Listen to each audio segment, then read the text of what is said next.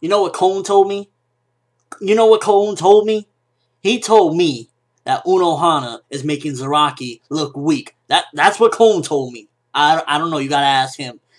Bleach 524 yet again. Second chapter this year. We're going in strong. For what it was a total battle chapter with mystery.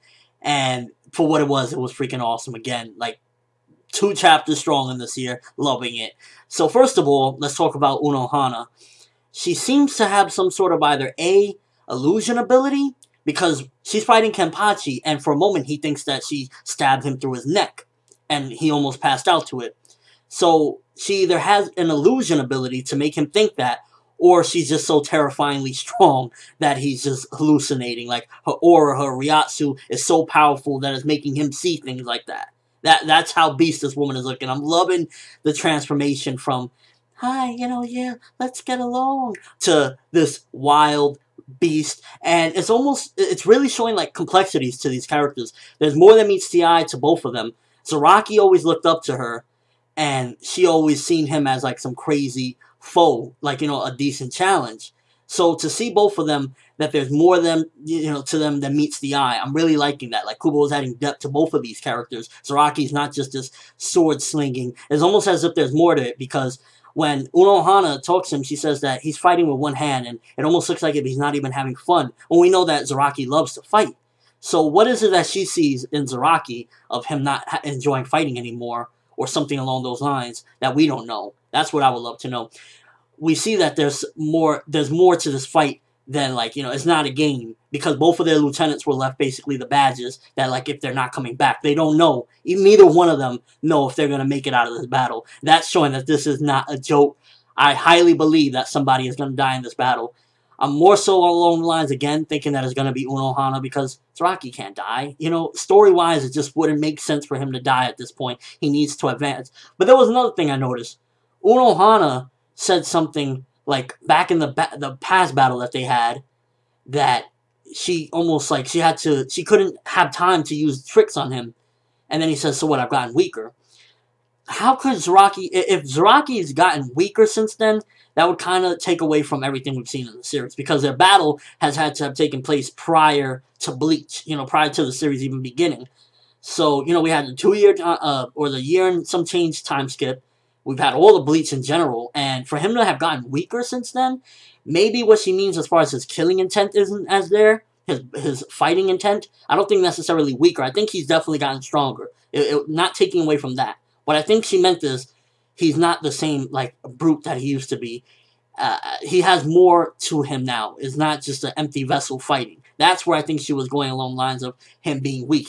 When he's fighting Unohana, I think he's still holding back a bit, because that's Unohana. It's not the same for him anymore like back in the day. And at the same time, he's looking at her. It's just really a complex situation. I'm really loving how Kubo is delivering both of these characters. This chapter, automatically, I want to say, on a scale of 1 through 5, 4.5 out of 5. It was that goddamn good. It's a battle with mystery. Maybe the part that really took away from being 5 out of 5, because at first I was thinking, this is 5 out of 5. And looking at it more objectively, the art, which, nobody really critiques art that much when they're talking about manga, but that's a big situation in this one. And it was like, some of the drawings were a little bit, too hard to tell what's going on. There was a few of them, so that kind of knocked a couple points. And then the fact that, it's all battle, and we didn't get much of the mystery revealed. There was just, like, more questions being asked, and not that many answers. So that's what took away from getting a perfect 5. But definitely 4.5 out of 5 is amazing.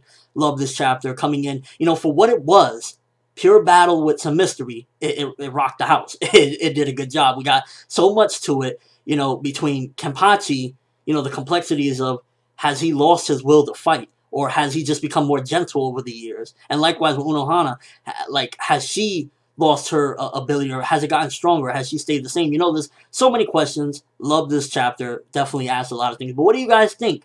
Who will win in this battle, first of all? Who's going to come out on top? For me, I think it's a no-brainer for me. Kenpachi's going to come out on top one way or another, even though Unohana looks like she's scaring the shit out of him.